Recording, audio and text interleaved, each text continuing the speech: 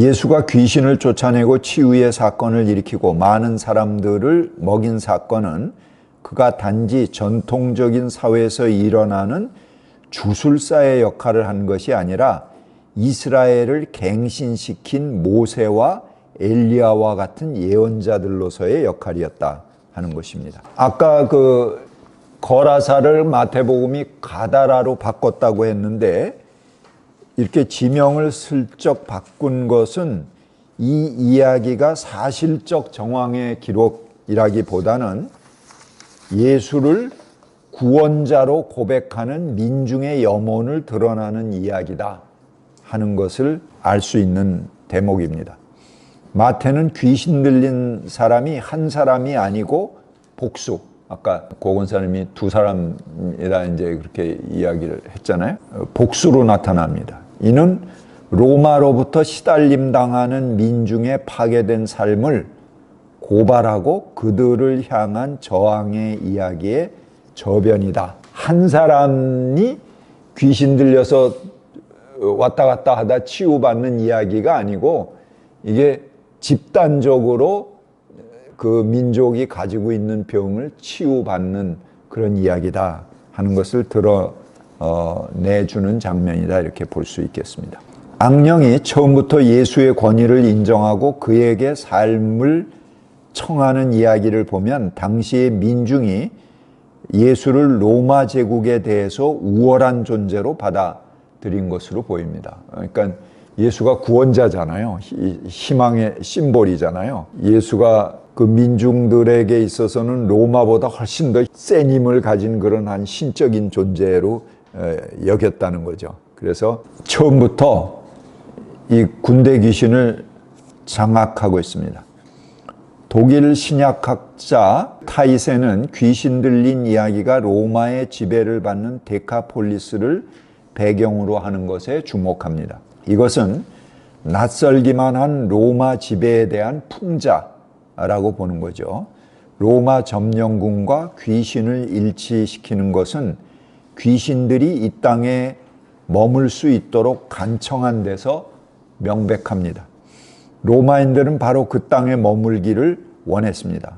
당연하죠. 저희들이 점령했는데 유대 민족들은 나갔으면 하지만 로마인들은 안 나가겠죠. 당연히 유대인들이 그들을 쫓아내고 독립적인 삶을 원했습니다. 그러나 점령군들은 어떤 일이 있더라도 결코 쉽게 떠나지 않을 것입니다. 더러운 돼지에게 붙어 먹더라도 잔류하기를 소원할 것입니다. 예수는 살게 해달라는 레기온을 가차없이 추방합니다. 예수의 행동은 이스라엘 민족에게 단순한 축기 행위를 넘어섭니다. 여기에는 출애굽 역사의 상징이 담겨 있습니다. 오래전 노예살이를 하던 자신의 조상들이 이집트 땅을 탈출할 때, 출애굽할 때 히브리 민족을 뒤따라온 애굽의 군대들이 어떻게 됩니까? 바다에 빠져서 몰살 수장되죠. 그 상징을 그대로 지금 돼지에게 씌우고 있는 것입니다. 그래서 돼지에게 들어가라 그랬더니 돼지들이 그냥 막 그 산비탈을 달려갖고 뛰어들어가서 바다로 전부 몰살당하는 그런 장면. 그거는 뭘 얘기하냐면은 애굽 군대가 홍해바다에 빠져 죽는 그 출애굽의 한 장면을 다시 불러일으키고 있는 것입니다. 그래서 로마 군대는 이 돼지 같은 그런 존재들인데 그들과 하나가 돼서 전부 바닷속에 빠져 죽는다. 그리고 새로운 자기들에게 출애굽이 온다 하는 것을 이 이야기가 상징하고 있다 하는 것입니다. 이스라엘 백성을 묘지로 몰아넣고 난폭하게 만들었던 귀신은 로마 군대 레기온입니다. 거라사에 귀신 들린 사람은 회복됩니다. 레기온을 추방함으로써 그는 자기 자신을 되찾습니다. 마가복음에 나오는 일련의 악령 추방 이야기, 아까 1장, 3장, 5장에 나오는 이야기 중에 첫 번째 에피소드, 첫 번째 이 마가복음 1장에 나오는 이야기에는 예수는 그 더러운 귀신을 단지 쫓아내는 에크발레인 그러면은 이제 쫓아낸다 그런 그 얘기인데요. 그것이 아니라 에피티마오, 그래서 완전히 정복해버리는 것입니다. 이것은 그 귀신을 쫓아내고 하나님의 구원을 가져온다, 이제 그런 새로운 세상을 가져온다. 가알이라고 하는 용어, 여러분 구약 공부할 때 제가 이 가알에 대해서 아주 한참 설명을 드렸습니다. 고엘이라고 하는 친척의 의무를 말씀드리면서 고엘의 동사형이 가알이라고 그랬어요. 구원한다. 그래서 하나님의 구원하는 행위는 친척의 6가지 의무. 친척 먹여 살리고 돈 꿔준 거 있으면 근데 못 갚으면 탕감해주고, 그 다음에 친척이 노예로 들어갔으면 속전을 내고 그를 구출해주고, 친척이 땅을 잃어버렸으면 친척들이 그걸 되사주고, 만약에 상해를 입었으면 거기에 대한 복수를 해주고, 또 상속자가 없으면 어떻게 한다고 그랬어요? 시형제 결혼법을 통해서 상속자를 이어주고, 이게 친척의 의무라고 그랬죠. 6가지. 그게 고엘의 의무입니다. 친척의 의무인데 그 친척이 행하는 행위가 뭐예요? 가알이에요. 그게 구원 행위라고 그랬잖아요. 그래서 이스라엘에서 하나의 구원이라는 것은 그냥 공중에 뜬 그런 어떤 상징적인 이야기가 아니고 이런 6가지의 구체적인 삶의 회복 운동이다. 그런 이야기를 드렸죠. 굉장히 중요한 개념이에요. 구원의 개념이라는 게. 우리는 뭐 하도 이제 추상적으로 얘기하니까 사람들이 조롱하면서 그러잖아요. 아, 구원 주지 말고 1원 더 보태서 10원 달라고 그렇게 얘기를 하잖아요. 근데 이 구원이 추상적인 얘기, 괜히 뭐 구원한다 그런 얘기가 아니고 자기 삶의 정황을 잃어버린 사람에게 그 삶의 정황을 회복해 주는 일이, 그게 구원이에요. 그게 친척들의 의무고, 그 귀신들을 쫓아내는 것도 바로 이런 구원을 베푸는 것입니다. 귀신을 완전히 축출하고 정복하는 거죠. 그래서 귀신을 정복하고 추출하는 거에 중심이 있다기보다 새로운 하나님의 통치, 구원을 가져온다 하는 것이 더 큰 의미가 있는 거죠. 예수가 제자를 부르시고 첫 번째 행한 기적은 가버나움에서 귀신을 축출하는 것입니다. 이게 마가복음 1장이죠. 거라사의 악령 추방은 이방 지역의 첫 번째 기적입니다. 예수의 공적 활동은 악령 추방으로 시작되는 패턴입니다. 그러니까 예수의 공생애의 첫 번째 기적이 뭐예요? 그러니까 유대 지방에서 행한 첫 번째 기적도 악령 추방이야. 그 다음에 마가복음 5장은 이방 지역에서 행한 첫 번째 기적이 또 거라사의 이 악령 추방이야. 그러니까는 자기 민족의 지역이건 이방 지역이건 예수의 첫 번째 행위는 뭐예요? 악령 추방이에요. 그것은 귀신을 완전히 악의 세력을 정복하고 하나님의 통치를 시작하는 한 사인으로 악령 추방의 이야기가 자리한다 하는 것입니다. 이것은 유다 배경 속에서 나타나는 하나의 정화 행위이고 비로소 하나님께서 받아들일 만한 땅이 된 것을 선언하는 의미입니다. 예수는 악령으로 오염된 땅을 정화함으로써 새 역사를 시작하십니다. 하나님을 통해서 하나님의 통치를 확립하고 하나님의 나라를 세우신다는 그런 상징으로 볼 수 있습니다. 하나님께서 단지 귀신 하나를 내쫓는 행위를 넘어서서 이스라엘을 구원하는 행위를 의미하는 것입니다. 예수께서 그를 꾸짖어, 에페티메센, 꾸짖는다 하는 그런 말씀은 입을 다물고 이 사람에게서 나가거라 그렇게 이야기하시죠. 마가복음 1장 25절에. 우리말 성경에는 꾸짖는다고 번역했지만 이거는 단지 꾸짖는 것 이상입니다. 마가복음과 그 밖에 헬레니즘적 악령 추방 이야기에서 귀신을 내쫓는다는 그런 말을 넘어서는, 그 귀신을 쫓아낸다 하는 그것을 뛰어넘는 이야기라는 거죠. 히브리어, 동이어, 가알, 이스라엘의 외국인 원수들을 패배시키고 진압할 때, 또 이스라엘을 구원할 때 사용한 말입니다. 예수는 지금 사탄을 정복하고 있습니다. 예수는 이런저런 귀신들을 패배시키고 있습니다. 더러운 귀신 들린 사람이 외칩니다. 나사렛 사람 예수님, 왜 우리를 간섭하려 하십니까? 우리를 없애려고 오셨습니까? 나는 당신이 누구인지 압니다. 하나님께서 보내신 거룩한 분입니다. 마가복음 1장 24절에 귀신이 예수를 만나서 하는 그 반응이죠. 이것은 예수의 귀신 축출이 보다 큰 악의 세력을 향해 있다는 것을 말합니다. 유대 전통에서 귀신들이 축출당하는 것은 마지막 종말의 때에 행해지는 행위입니다. 그러니까 괜히 귀신이 나가는 게 아니에요. 이건 마지막에 이제 사탄의 세력들이, 세상을 지배하고 있던 사탄의 세력들이 항복 선언을 하는 것입니다. 그때야지 이제 귀신이 나가는 거예요. 그러니까는 단순하게 병을 치료하는 이야기보다 이건 훨씬 더 급이 높은 이야기예요. 악령 추방의 이야기는. 드디어 사탄들이 굴복하기 시작했다 하는 새 시대에 대한 하나의 사인을 이야기하는 것입니다. 만약 예수가 하나님의 힘을 입어 귀신을 쫓아낸다면 이는 악이 패배하는 결정적인 때가 왔다는 증거를 얘기합니다. 그래서 마태복음 12장 28절에 보면 이렇게 이야기하시죠.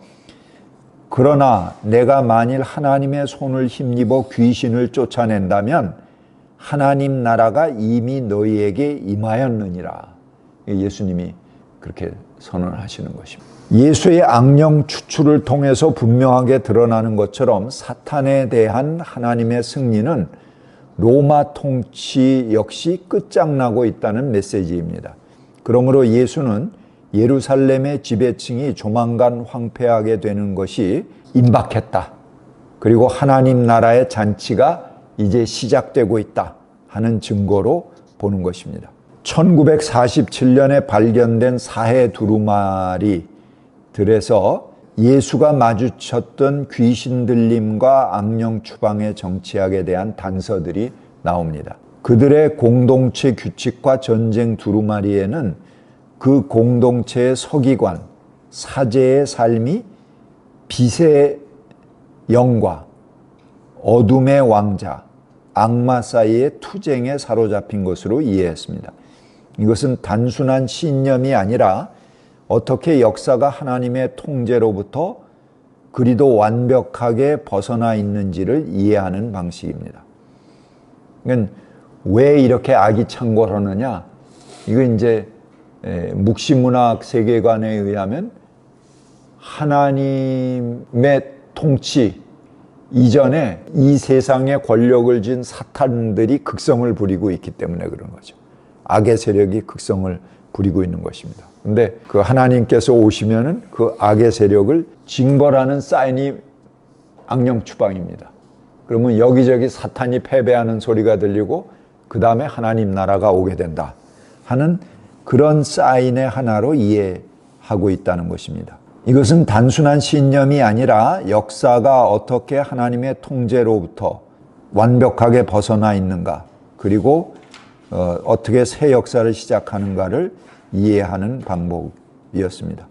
그들은 로마가 유대를 지배하는 것이 어둠과 악마의 영에 의해 결정된 것으로 이해했습니다.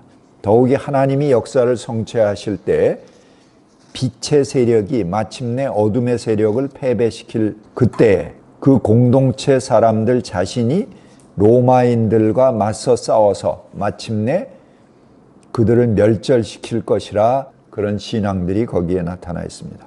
그런데 귀신 들린 사람이 멀쩡해지는 걸 본 동네 사람들은 예수에게 떠나달라고 요청을 합니다. 그 귀신 쫓아낸 것을 보고 그 마을 사람들이 와서 예수에게 이 마을을 떠나달라 이렇게 요구하잖아요. 그건 뭘 얘기하냐 하면은 아직도 이들에게는 경계의 눈, 특히 예수가 이렇게 어마어마한 이적을 행하고 귀신 사람들을 돼지떼에 몰아넣어서 몰살시키는 이런 행위를 보고 이들의 걱정이 두 가지가 있습니다.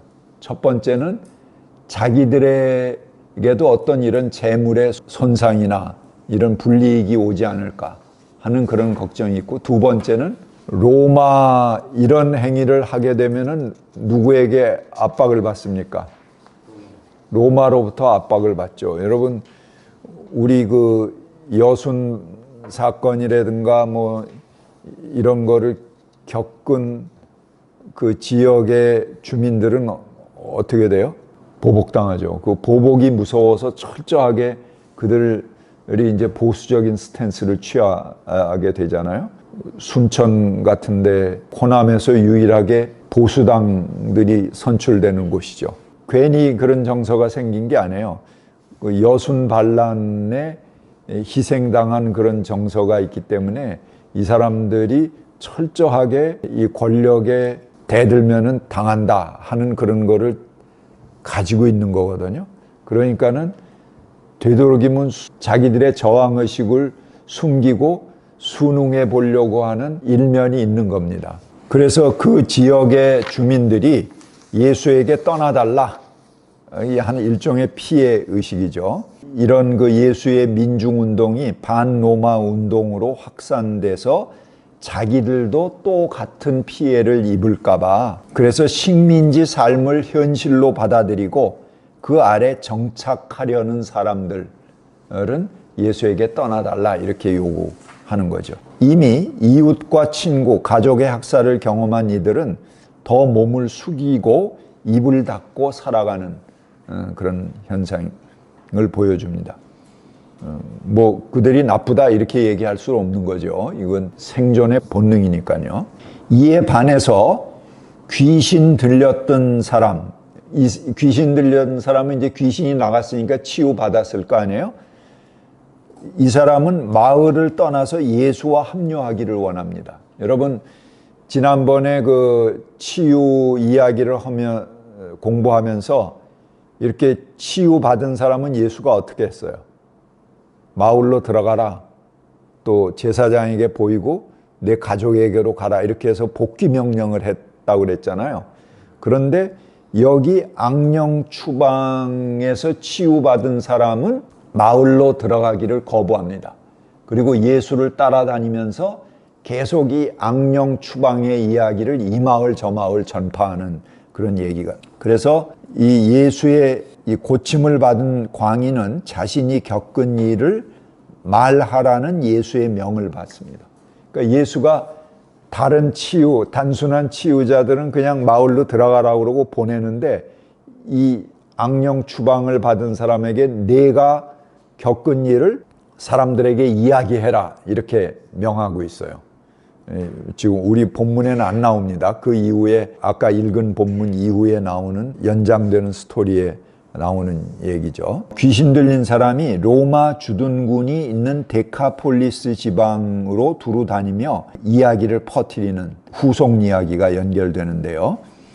로마 군대 레기온을 떨쳐내고 구원에 이른 사람이 경험한 기적이 다른 지역 사람에게 전파되고 확대되는 것을 얘기합니다. 슬픔을 삼키고 분노를 억누르며 살아가던 민중에게 이 이야기가 파고 들어가고 확산되는 것을 얘기합니다. 그래서 완전한 절망의 끝에 들려오는 희망과 용기의 이야기, 그리고 각성돼가는 하나의 민족의 그런 희망의 이야기가 이 악령 추방 이야기 속에 담겨져 있는 거죠. 영국의 인류학자인 메리 더글라스는 몸과 사회의 병행론을 말합니다. 그녀는 신체적 기적 속에는 언제나 사회 상징이 내포되고 있어서 언제나 사회적인 의미를 가진다고 말합니다.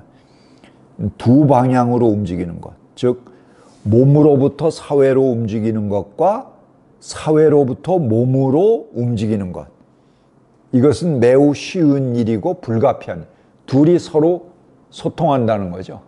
그러니까 한 사회의 모습이 그 사람의 몸에 그대로 드러나고 그 사람의 하나의 몸의 질병이나 몸의 이상 상태가 그대로 그 사회의 모습에 투영되고 서로 그 사회와 그 사람이 가지고 있는 하나의 신체, 몸과 상호작용을 일으킨다는 얘기입니다. 그래서 그녀는 이 메리 더글러스를 얘기하는 거죠. 사람의 몸은 사회체제의 축소판으로 금기와 경계선, 받아들일 수 있는 것, 허용할 수 있는 것, 참을 수 있는 것, 여기 금기, 경계선, 허용되지 않는 것, 이런 것들이 뭡니까? 다 이 정신적으로 오는 하나의 스트레스잖아요. 그리고 그 사람을 이렇게 억압하는 그런 기제들이죠.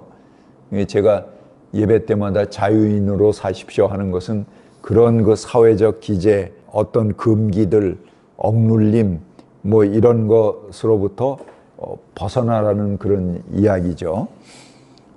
항상 이런 것들이 사람의 몸을 옥죄는 그런 요소들입니다. 그래서 이 개인적인 것과 사회적인 것, 또 사적인 것과 집단적인 것 사이에 하나의 변증법적, 서로 소통하는 요소가 있다. 메리 더글러스는 그렇게 이야기하는 거죠. 사람의 몸은 우리 모두에게 공통적이다. 단지 우리의 사회적 상황이 다를 뿐이다. 인간의 몸에 대한 상징들은 서로 다른 사회적 경험들을 표현하곤 합니다. 따라서 로마의 제국주의는 하나님의 백성이 사회적 차원에서 마귀에 사로잡힌 것을 뜻했습니다. 이런 사회적 사로잡힘이 개인의 몸 차원으로 나타난 것, 이것이 이제 이 귀신 들림의 현상이다. 그러므로 예수 당시 유대 사회는 유대 전통에 나타나는 종말의 증거인 악한 영을 추방하는 전통을 통해서 지금 자기들을 지배하는 세력인 로마의 축출을 비유적으로 말하고 있습니다.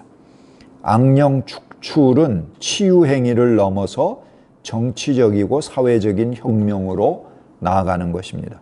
지금 예수는 그들의 전통적 상징 행위를 통해서 갈릴리 마을 속에서 사회적 혁명의 기운을 불러일으키고 있는 것입니다.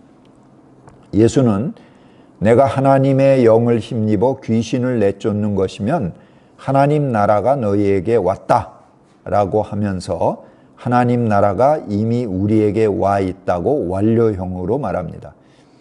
개역 개정은 이미 너희에게 임하였느니라, 또 공동번역 성경은 이미 너희에게 와 있는 것이다 라고 완료형의 의미를 살려서 번역해 놨습니다.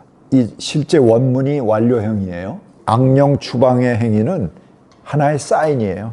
새 세상, 하나님 나라가 여기 와 있다 하는 그 사인의 하나로 악령 추방이 일어나는 것입니다. 대다수 유대인은 하나님 나라를 먼 미래로 생각하고 자포자기한 채 살아갔습니다.